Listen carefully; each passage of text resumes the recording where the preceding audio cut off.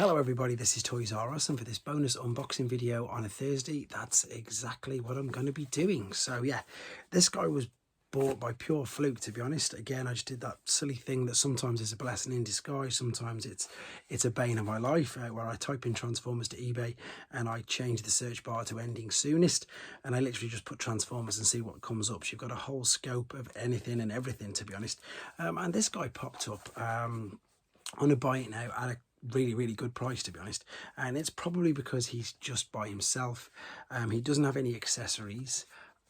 He's quite a rare figure, I would think. I would say he's probably obviously more rare perhaps in the rest of the world, so I think that gives it a bit of a clue that I don't believe he's just a European exclusive. I think he was a European and Australasian exclusive, but then again, so he came out in the UK definitely in 1993, so the very tail end of Generation 1. Some people like to refer to it as G1.5, but in G1 he definitely came out in the UK, only to then be released a year later as part of G2. Now, I've said that he's loose by himself. He came out with G2, he came out in a blister card. In G1 he came out in a box, and the fact that he's missing his accessory is quite a big thing, to be honest, but because I've already got another one and I've already got his accessory, this is just purely to display in the alternate mode. So these figures, they're quite unique. They've got an amazing, really simple but really good gimmick. There were two Autobots and there were two Decepticons. Now the Decepticons had a different name to what these guys were, so yeah, that's it, they definitely were. So the two Decepticons were referred to as different, I don't think the word's faction, because faction's obviously the Decepticon, subgroup would be the word that I think I can use. So the two Decepticons were, I know one's a jet, I'm just having a quick think, yeah, they were both jets, to be fair, whereas with the Autobots, actually that's a fib.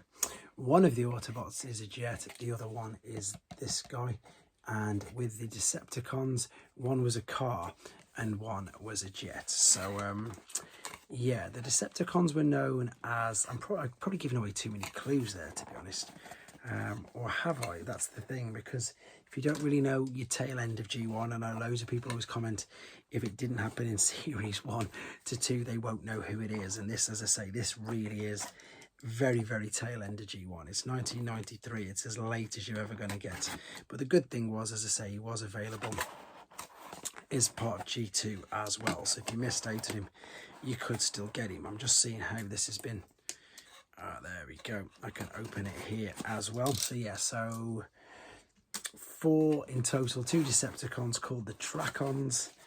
The Autobots were referred to as Lightformers. They packaged this really well.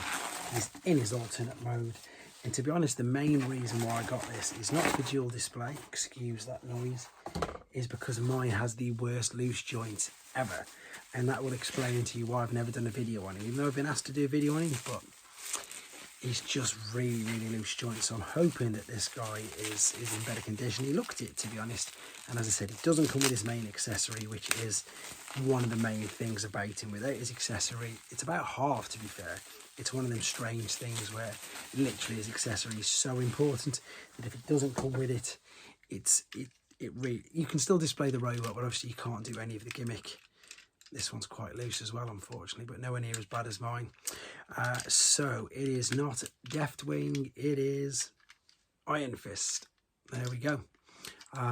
So you may or may not have heard of him. I believe they did a version of him in the subscription or something in Timelines, one of the, or maybe even a BotCon one. So part of the Collectors Club, they did a version of him, and as far as I'm aware, there's been no others of this at all. And again, you've got the crazy European stroke G2 colour scheme with the translucent pink windows and stuff, and now it just means that I can do a video on him, because they're not too bad actually. On mine, they just, on my original one, you'll see when I do the video anyhow how awful they are. But there you go, let me know if you got him in the comments. Of course, please don't put the name down of who he is, just put yeah you got him or no you didn't, and yeah, let me know. And of course I can do a video on this because obviously I'm predominantly a Generation 1 collector. It's nice to get a bit of G1 figures in between all these, which, don't get me wrong, I'm enjoying doing the new figures, but it's nice to have a look at an original one as well. So I'll have a video done on him very soon. Thanks for watching, guys. Take care.